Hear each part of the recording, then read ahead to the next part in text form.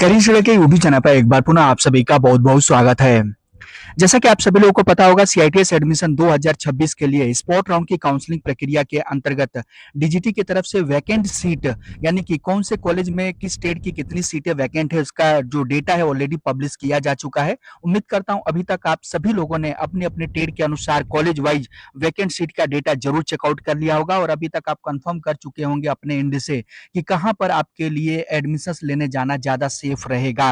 और इसके दौरान अगर मैं बात करूं कि इसका स्पॉट राउंड की काउंसलिंग की प्रक्रिया कब से स्टार्ट होगी, तो 3 अगस्त से स्टार्ट होकर के दिनांक 5 अगस्त को आपके जो काउंसलिंग की प्रक्रिया यानी कि स्पॉट राउंड की काउंसलिंग खत्म होने जा रही है।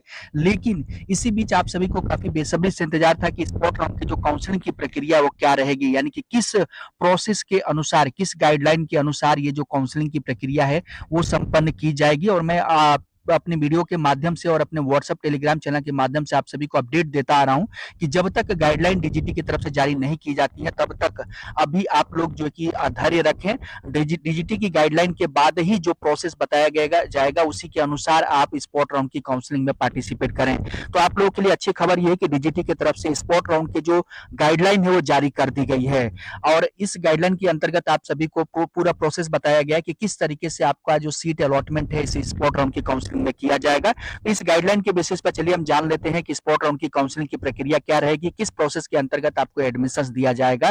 तो इसके लिए जो कि आप देख सकते हैं, अगर आप इस वेबसाइट पर विजिट करेंगे तो वेबसाइट पर आपको गाइडलाइन डाउनलोड करने का या पीडीएफ जो है कि यहाँ पर डाउनलोड करने का कोई भी ऑप्शन आपको देखने को नहीं मिलेगा। लेकिन मेरे पास जो इसका गाइडलाइन का पीडीएफ है वो डीजीटी की तरफ से जो जारी की हुई पीडीएफ है वो जो कि प्राप्त हो चुकी है, जो कि दिनांक 29 जुलाई 2026 को ही जारी कर दी गई, यानी कि कल के दिन का ही ये गाइडलाइन जारी की जा चुकी है। यहाँ पर सब्जेक्ट देख सकते हैं, guideline for the spot round admission for 3 August से 2026 to 5 August 2026 under CITS session 2026-27, यानी कि 3 अगस्त से लेकर के 5 अगस्त के बीच में स्पॉट राउंड की काउंसलिंग की प्रक्रिया आप सभी की चलेगी 26-27 सेशन के लिए, जिसके अंतर्गत 3 पेजों में ये जो गाइडलाइन है वो जारी की गई है। यहाँ पर दिशा निर्देश इन 3 पेजों में डिटेल्स में सारी प्रक्रियाएं यहाँ पर बताई गई हैं। तो यहाँ पर आप देख सकते हैं, ये तीनों पेज मैं आप सभी को दिखा दे रहा हूं, लेकिन आप सभी को बेहतर तरीके से इसको समझाने के लिए मैं अलग से आपको एक स्लाइड के माध्यम से चलिए लेकर के चलता हूं और वहां से पूरा प्रोसेस आपको बताता हूं कि किस तरीके से, किस प्रोसेस के माध्यम से आपको स्पॉट राउंड की काउंसलिंग के में पार्टिसिपेट करना होगा। तो सबसे पहले हम बात करते हैं इंपॉर्टेंट डेट की। तो आप सभी को पता होगा स्पॉट राउंड की जो काउंसलिंग की प्रक्रिया है वो दिनांक 3 अगस्त से लेकर के 5 अगस्त तक चलेगी, यानी कि इन 3 दिनों के दौरान आपका स्पॉट राउंड का एडमिशन की प्रक्रिया डीजीटी के तरफ से संपन्न करी जाएगी। इसके अंतर्गत सबसे पहले डीजीटी के तरफ से जो कट ऑफ जारी किया गया है वो कुछ इस तरीके से है। यहाँ पर ये जो 11 ट्रेडे आप देख रहे हैं, इन 11 ट्रेडों के लिए कट ऑफ में चेंजेस कर दिए गए हैं, यानी कि इनका कट ऑफ डाउन कर दिया गया है।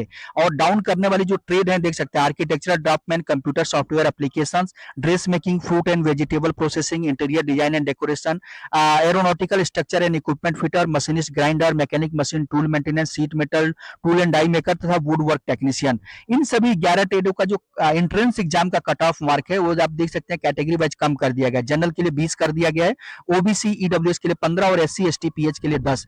इस कट ऑफ मार्क्स का क्या मतलब है, तो जो एंट्रेंस एग्जाम में आपने मार्क्स प्राप्त किया हुआ है, अगर आपने कम से कम इतना एंट्रेंस एग्जाम में मार्क्स प्राप्त किया हुआ है कैटेगरी वाइज या इससे ज्यादा आपने प्राप्त किया हुआ है, तो आप इन ट्रेडों के लिए, जो 11 ट्रेडों देख रहे हैं, इन ट्रेडों के लिए आप स्पॉट राउंड की काउंसलिंग में पार्टिसिपेट कर सकते हैं। ये केवल 11 ट्रेडों के लिए कट ऑफ है। इसके अलावा जो दूसरी ट्रेड है उन सभी ट्रेडों के लिए, यानी कि इन 11 ट्रेडों को छोड़ दिया जाए तो बाकी सारी ट्रेडों के लिए जो कट ऑफ है इनमें कोई चेंजेस नहीं किए गए हैं। इसके अंतर्गत जनरल के लिए 33 कट ऑफ रखा गया है, ओबीसी ईडब्ल्यूएस के लिए 29, जबकि एससी एसटी पीएच के लिए 20 कट ऑफ रखा गया, यानी कि इतना मार्क्स आपने एंट्रेंस एग्जाम में पाया होगा या इससे ज्यादा पाया होगा तो ही आप स्पॉट राउंड की काउंसलिंग में पार्टिसिपेट करने के लिए योग्य रहेंगे। तो उम्मीद करता हूं यहां पर एलिजिबिलिटी के संबंध में जो कट ऑफ निर्धारित किया गया उसके बारे में आपको क्लैरिटी मिल गई होगी। अब यहाँ पर ध्यान देने वाली चीज है कि जो आपकी स्पॉट राउंड की काउंसलिंग की प्रक्रिया 3 दिन चलेगी, इस 3 दिन में पहले और दूसरे यानी कि 3 और 4 अगस्त की जो काउंसलिंग होगी वो ऑफलाइन होगी। बहुत ज़्यादा ध्यान से आप इन सब चीज़ों को प्रोसेस को समझिएगा। 3 और 4 अगस्त की जो काउंसलिंग होगी ऑफलाइन होगी, यानी कि आपको आप उस संस्थान में कि जहाँ पर वैकेंट सीट है, वहाँ पर जाकर के आपको ऑफलाइन तौर पर जो सीट अलॉटमेंट की प्रक्रिया में भाग लेना होगा। कैसे भाग लेना होगा वो मैं अभी आगे चल कर के चेकआउट करने वाले हैं। और 5 तारीख की जो काउंसलिंग होगी ये ऑनलाइन होगी। यहाँ पर आप देख सकते हैं 5 तारीख की जो काउंसलिंग की प्रक्रिया ऑनलाइन तौर पर संपादित की जाएगी। और ये ऑनलाइन की प्रक्रिया कैसे चलेगी वो भी प्रोसेस हम आगे चल करके अभी डिटेल में चेकआउट करने वाले हैं। इसके अलावा कुछ और एलिजिबिलिटी रखी गई है। स्पोर्ट राउंड की एलिजिबिलिटी के अंतर्गत यहाँ पर पहला नियम देख सकते हैं, ऐसे अभ्यर्थी जिन्होंने कट ऑफ अंकों से 2 अंक अधिक या बराबर प्राप्त किए हुए हैं, वही जो कैंडिडेट होंगे वो इसमें यानी कि स्पोर्ट राउंड की काउंसलिंग में पार्टिसिपेट कर सकेंगे। सॉरी, यहाँ पर आपको थोड़ा सा करेक्शन मैं आपको करके बता रहा हूँ। 2 अंक जो लिखा हुआ है ये गलत टाइपिंग हो गया है।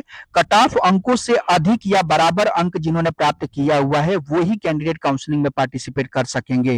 ये 2 अंक को आपको इग्नोर करना होगा। दूसरा, ऐसे अभ्यर्थी जिन्होंने काउंसलिंग राउंड में भाग लिया था लेकिन उन्हें कोई सीट अलॉटमेंट नहीं हुई थी, वो कैंडिडेट भाग ले सकेंगे। ऐसे अभ्यर्थी जिन्हें काउंसलिंग राउंड में सीट आवंटित हुई थी लेकिन उन्होंने प्रवेश के लिए कोई रिपोर्टिंग नहीं की थी, यानी कि फिजिकली जो प्रोविजनल तौर पर एडमिशन से वो नहीं लिया था। इसके अलावा ऐसे कैंडिडेट जिन्होंने किसी भी काउंसलिंग में भाग ही नहीं लिया था। तो ये 4 तरह के कैंडिडेट इस स्पोर्ट राउंड की काउंसलिंग में पार्टिसिपेट कर सकते हैं। इसके बाद ये जो देख सकते हैं यहाँ पर इंपॉर्टेंट नियम के अंतर्गत तीनों दिन की जो स्पॉट काउंसलिंग चलेगी, इस प्रक्रिया के दौरान खाली सीटों की जो लाइव वैकेंसी होगी वो पोर्टल पर हमेशा ओपन रहेगी। यानी कि 3 तारीख की जो काउंसलिंग चलेगी तो उसमें 3 तारीख को कितनी सीट भर गई हैं ये आप जो कि लाइव पोर्टल के माध्यम से चेकआउट कर सकेंगे। इसका लिंक डीजीटी के तरफ से निमी ऑनलाइन एडमिशन के पोर्टल पर जारी किया जाएगा। तो उस लिंक के माध्यम से आप ये भी चेक कर सकेंगे कि 3 तारीख को कितनी सीट भर गई हैं और 4 तारीख के लिए कितनी सीट अभी वैकेंट हैं। तो ये आप जो लाइव वैकेंसी है ये आप पोर्टल के माध्यम से चेकआउट करते रहेंगे। इंपॉर्टेंट नियम के अंतर्गत एक और नियम है कि किसी भी इंस्टीट्यूट को किसी दूसरे इंस्टीट्यूट का एडमिशन लॉक करने का अधिकार नहीं होगा। यानी कि जिस कॉलेज में आप जाएंगे फिजिकली तौर पर एडमिशन लेने के लिए, केवल उसी कॉलेज में आप एडमिशन ले सकेंगे। आप वहां से या उस कॉलेज के द्वारा किसी और कॉलेज का सीट लॉक करने का अधिकार नहीं होगा। केवल और केवल उसी कॉलेज को, यानी कि कोई भी कॉलेज हो, वो अपने ही कॉलेज में उपस्थित कैंडिडेट का मेरिट के बेस पर सीट का अलॉटमेंट कर सकेगा।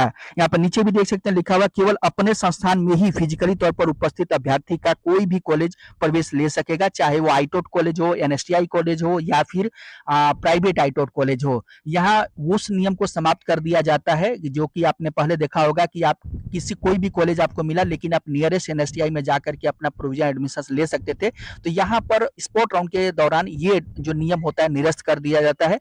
स्पॉट राउंड में केवल वही कैंडिडेट उसी कॉलेज में एडमिशन ले सकते हैं जहां पर वैकेंट सीट है और जहां पर उन्होंने फिजिकली तौर पर रिपोर्ट किया हुआ है। इसके अलावा एक और नियम जो कि काफी इंपॉर्टेंट है, अभ्यर्थी को स्वयं इंस्टीट्यूट में उपस्थित होना होगा। यानी कि आपने किसी गार्जियन रिलेटिव को आप वहां पर नहीं भेज सकते हैं, स्वयं आपको वहां पर अपने आइडेंटिटी कार्ड के साथ, आईडी कार्ड के साथ आपको उपस्थित रहना होगा। और ये सारे नियम जो बता रहे हैं ये आपको हैंड रिटन या फिर यहाँ इस जो यहाँ पर देख रहे हैं इस पीपीटी के माध्यम से, इसके माध्यम से नहीं बताया जा रहा है। ये सारे जो नियम है डीजीटी का जो गाइडलाइन जारी की गई है उसी के बेस पर यहाँ पर सारी चीजें नोट डाउन करी गई हैं और इसी के अंतर्गत आपको यहाँ पर सारी चीजें बताई जा रही हैं। प्राइवेट आईटोट में जो स्पोर्ट राउंड की काउंसलिंग की प्रक्रिया चलेगी, जैसे आईटोट में गवर्नमेंट आईटोट में चलेगी, एनएसटीआई में चलेगी, सेम वैसे ही प्राइवेट आईटोट में भी चलेगी। लेकिन यहाँ पर एक कंडीशन ये रहेगी कि आरडीएसडी यानी कि रीजनल डायरेक्टर के ऑफिस की तरफ से कोई एक अधिकारी मॉनिटरिंग के लिए वहां पर हमेशा उपस्थित रहेगा और उसी की देखरेख में प्राइवेट आईटीओटी कॉलेज में जो स्पोर्ट राउंड की काउंसलिंग की प्रक्रिया है वो चलेगी, यानी कि एडमिशन की प्रक्रिया कंप्लीट की जाएगी। अब जैसा कि मैंने बताया 3 दिन आपकी काउंसलिंग की प्रक्रिया चलेगी। इन 3 दिनों के अंतर्गत जो पहले दिन की स्पॉट राउंड की काउंसलिंग की प्रक्रिया होगी कैसे चलेगी वो आप यहाँ पर चेक कर सकते हैं। 3 अगस्त 2026। अगर यहाँ पर कुछ भी आपको समझने में दिक्कत आ रही है तो आप इसका स्क्रीनशॉट भी लेते जाइएगा जिससे कि आपको आगे चल करके कोई डाउट ना रहे। इसमें पहला जो प्रोसेस है वो रहेगा, पहले दिन का जो स्पॉट काउंसलिंग चलेगी इसके अंतर्गत जो भी कैंडिडेट एलिजिबल होंगे वो कैंडिडेट उस संस्थान में, यानी किसी भी संस्था में जिसमें भी आप जा रहे हैं, जाना चाहते हैं, उस संस्थान में आपको 1 बजे से पहले हर हालत में रिपोर्ट करना होगा। 1 बजे से पहले आपको उपस्थित होना पड़ेगा। इसके बाद यानी कि 1 बजे तक जो कैंडिडेट वहां पर फिजिकली तौर पर रिपोर्ट कर देंगे, जो अपना एप्लीकेशन यानी कि आवेदन दे देंगे, उन कैंडिडेट का प्रवेश समिति यानी कि उस कॉलेज के द्वारा जो एक समिति बनाई गई रहेगी, उस समिति के द्वारा योग्य अभ्यर्थियों की मेरिट सूची तैयार की जाएगी। अब यहाँ पर आवेदन की बात है कि आवेदन कैसे आपको देना होगा। जब आप वहां पर जाएंगे तो क्या आपको आवेदन में लिखना होगा, तो उसका भी फॉर्मेट मैं अपने व्हाट्सएप ग्रुप में शेयर कर दूंगा या फिर टेलीग्राम चैनल पर भी शेयर कर दूंगा, या एक अलग से वीडियो के माध्यम से भी मैं इस पर अपडेट आप सभी को प्रोवाइड कर दूंगा। तो इसके लिए आप टेलीग्राम तथा व्हाट्सएप चैनल पर व्हाट्सएप ग्रुप में जरूर जुड़े रहिएगा। उसके बाद अब आते हैं वापस से अपने टॉपिक पर। 1 बजे तक आपको अपने संबंधित संस्थान में रिपोर्ट करना होगा। उसके बाद आपको आवेदन देना होगा। जो भी कैंडिडेट आवेदन देंगे उनकी मेरिट सूची उस समिति के द्वारा, जो उस कॉलेज की समिति बनी होगी उनके द्वारा मेरिट तैयार की जाएगी और इस मेरिट सूची को संस्थान के नोटिस बोर्ड पर पब्लिश किया जाएगा और साथ ही साथ निमी पोर्टल पर भी इस नोटिस बोर्ड को पब्लिश किया जाएगा। और जिन कैंडिडेट का इस मेरिट सूची में नाम रहेगा, जिनको सीट अलॉटमेंट हो गया रहेगा, वे सभी कैंडिडेट अपना प्रोविजनल एडमिशन लेना सुनिश्चित करेंगे। लेकिन ऐसे कैंडिडेट जो कि 3 अगस्त 2026 को दोपहर 1 बजे के बाद रिपोर्ट करते हैं, 1 बजे के बाद पहुँचते हैं, तो ऐसे कैंडिडेट की जो उम्मीदवारिता होगी वो अगले दिन यानी कि 14 अगस्त 2026 के लिए रिजर्व रखी जाएगी। यानी कि आप 14 अगस्त की काउंसलिंग के लिए योग्य रहेंगे। साथ ही ऐसे कैंडिडेट जो कि दिनांक 4 अगस्त 2026 को दोपहर 1 बजे तक रिपोर्ट करते हैं, उन सभी कैंडिडेट की भी उम्मीदवारिता जो कि 14 तारीख के लिए ही रहेगी। अब ऐसे में जो 3 तारीख को कैंडिडेट 1 बजे के बाद रिपोर्ट किए थे और 4 तारीख को जो कैंडिडेट 1 बजे से पहले रिपोर्ट किए रहेंगे, इन दोनों तरह के कैंडिडेट का कंबाइंड मेरिट लिस्ट फिर से तैयार की जाएगी। लेकिन इसके लिए कंडीशंस ये देखी जाएगी कि उस कॉलेज में सीटें अभी भी अवेलेबल हैं कि नहीं है। अगर सीटें अवेलेबल हैं तो फिर से मेरिट सूची दोबारा से तैयार की जाएगी, अदरवाइज मेरिट सूची नहीं तैयार की जाएगी। जो भी मेरिट सूची तैयार की जाएगी 3 तारीख की काउंसलिंग की प्रक्रिया के लिए या भी 4 तारीख के लिए, वो ट्रेड वाइज पब्लिश की जाएगी। यानी कि उस कॉलेज में अगर 5 ट्रेडें हैं तो पाँचों ट्रेड की अलग अलग मेरिट सूची तैयार की जाएगी। लेकिन यहाँ पर ध्यान देने वाली चीज़ ये है कि अगर मान लीजिए 3 तारीख को आपने काउंसलिंग में पार्टिसिपेट किया और आपका जो सीट अलॉटमेंट है नहीं हो पाया, तो ऐसे में आप 4 तारीख के लिए फिर से आवेदन कर सकते हैं। उसके लिए नया आपको आवेदन फिर से देना होगा। इस चीज़ को आपको ध्यान रखना होगा कि अगर आपका 3 तारीख के मेरिट सूची में नाम नहीं आया, 2 नंबर से या 1 नंबर से पीछे रह गए, तो ऐसे में 4 तारीख की जो मेरिट सूची होगी उसके लिए फिर से आप आवेदन दे सकते हैं, अगर वहां पर वैकेंट सीटें अभी भी बच गई हैं तो। अब उसके बाद जिन कैंडिडेट को इस 4 तारीख की मेरिट सूची में नाम आया रहेगा, वे कैंडिडेट कॉलेज के लॉगिन के माध्यम से अपना प्रोविजनल एडमिशन लेना सुनिश्चित करेंगे। यानी कि यहाँ पर आपने ध्यान दिया होगा कि 3 तारीख तथा 4 तारीख की जो काउंसलिंग की प्रक्रिया होगी वो दोनों अलग अलग होगी। दोनों दिन की मेरिट सूची अलग अलग तैयार की जाएगी। अब इसके बाद भी ऐसे कैंडिडेट जो कि इन 3 और 4 तारीख की काउंसलिंग प्रक्रिया में भाग लिए, परंतु उसके बाद भी सीटें उनको अलॉटमेंट नहीं हो पाई और ऑल ओवर इंडिया लेवल पर अभी भी कॉलेज में अलग अलग सीटें बची हुई हैं, तो आप उनके लिए अगर आप एडमिशन्स लेना चाहते हैं तो इसके लिए 5 अगस्त 2026 की जो काउंसलिंग होगी वो ऑनलाइन तौर पर संचालित की जाएगी।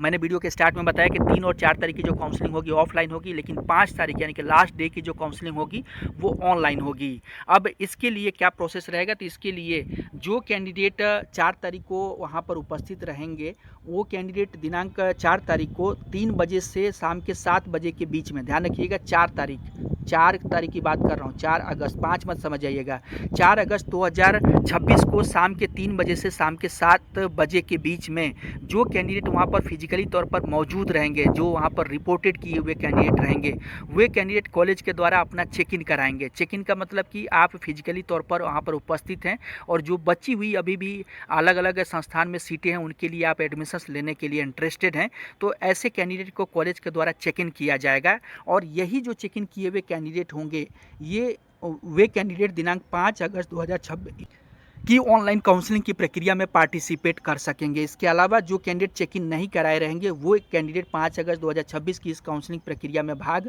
नहीं ले सकेंगे। अब उसके बाद केवल चेक इन किए हुए कैंडिडेट यानी जिन्होंने अपना चेक इन कराया होगा, केवल वही कैंडिडेट अपना निमी पोर्टल ओपन करेंगे, जैसे अभी तक आप ओपन करते आए हैं। अपना मोबाइल नंबर तथा पासवर्ड डाल करके अपना अकाउंट लॉगिन करेंगे। उसके बाद 4 अगस्त 2026 रात्रि 8 बजे से 5 अगस्त 2026 शाम के 4 बजे तक आप अपना कॉलेज चॉइस पे जो कि फिल करेंगे। जैसे अभी तक आप फर्स्ट, सेकंड, थर्ड काउंसलिंग में अपना कॉलेज चॉइस प्रेफरेंस देते आए हैं, सेम उसी तरीके से कॉलेज चॉइस को आप फिल करेंगे। अब यहाँ पर केवल वही कॉलेज आपको दिखाए जाएंगे जहाँ पर सीटें वैकेंट होंगी, तो उनको आप वहाँ से सेलेक्ट करेंगे। सेलेक्ट करने के बाद निमी पोर्टल पर ही दिनांक 5 अगस्त 2026 को शाम के 5:30 बजे आपका रिजल्ट पब्लिश किया जाएगा। यानी कि 5 तारीख को ही शाम 4 बजे तक आप अपना कॉलेज चॉइस करेंगे और 1.5 घंटे बाद, यानी कि देख सकते हैं ऑलमोस्ट 5:30 बजे जो आपका रिजल्ट है वो पब्लिश कर दिया जाएगा। देन उसके बाद उस कॉलेज में, यानी कि जो भी आप कॉलेज में अभी तक फिजिकली तौर पर प्रेजेंट थे, वहाँ पर जा कर के अपना एडमिशन्स ले सकते हैं। प्रोविजनल एडमिशन्स आप अपना सुनिश्चित करा सकते हैं। तो इस तरीके से आपका जो 5 तारीख है, यानी कि थर्ड डे की जो ऑनलाइन काउंसलिंग की प्रक्रिया है वो चलेगी। अब ध्यान देने वाली चीज़ है कि इस पूरे काउंसलिंग की प्रक्रिया में किसी भी तरह का रिजर्वेशन का लाभ आपको नहीं दिया जाएगा। यानी कि चाहे आप किसी भी तरह का कोटा रखते हो, कोई भी आरक्षण का आपके पास लेवल हो, आप उसका लाभ यहाँ पर नहीं ले सकेंगे। सभी के लिए जो सीटें होंगी जनरल के तौर पर रहेंगी। देन स्पॉट राउंड की इस काउंसलिंग प्रक्रिया में अगर आपका सीट अलॉटमेंट हो जाता है और काउंसलिंग फीस का पेमेंट अभी तक आपने नहीं किया हुआ है, तो आप काउंसलिंग का फीस का पेमेंट कर सकेंगे। और फीस पेमेंट करने के बाद ही, यानी कि जब तक आप काउंसलिंग फीस नहीं की पेमेंट करेंगे तब तक आपको कॉलेज की तरफ से प्रोविजनल एडमिशन का जो स्लिप है वो नहीं दिया जाएगा। लेकिन अगर आपने काउंसलिंग फीस का पेमेंट पहले से कर रखा है तो आपको काउंसलिंग फीस का पेमेंट दोबारा करने की ज़रूरत नहीं रहेगी। अब उसके बाद स्पॉट राउंड की काउंसलिंग की प्रक्रिया के दौरान सीट अलॉटमेंट हो जाने के बाद आपका प्रोविजनल एडमिशन्स लिया जाएगा। यानी कि फाइनल एडमिशन्स नहीं लिया जाएगा, प्रोविजनल एडमिशन्स ही लिया जाएगा। फाइनल एडमिशन्स के लिए आपको अपने संस्थान में तय समय के अनुसार जो डीजीटी का शेड्यूल है 10 से 14 अगस्त, इसी के बीच में आपको रिपोर्ट करना होगा। चाहे आपने 1 से 3 राउंड की जो काउंसलिंग चली है उसमें पार्टिसिपेट किया था या फिर स्पॉट राउंड में आपका एडमिशन्स हुआ है, किसी भी राउंड में आपका एडमिशन्स हुआ है, इसके लिए फाइनल जो एडमिशन की प्रक्रिया होगी 10 से 14 अगस्त के बीच में ही चलेगी। तो उम्मीद करता हूँ इस प्रोसेस के माध्यम से जो मैंने प्रक्रिया बताई है, पूरी डीजीटी की स्टेप बाय स्टेप ये प्रक्रिया जो कि जारी की हुई है, तो इस प्रक्रिया को फॉलो करते हुए आप आसानी के साथ स्पॉट राउंड की काउंसलिंग की प्रक्रिया में आप भाग ले सकेंगे। इसके बाद भी अगर कोई डाउट है तो आप मुझसे कमेंट करके सवाल कर सकते हैं।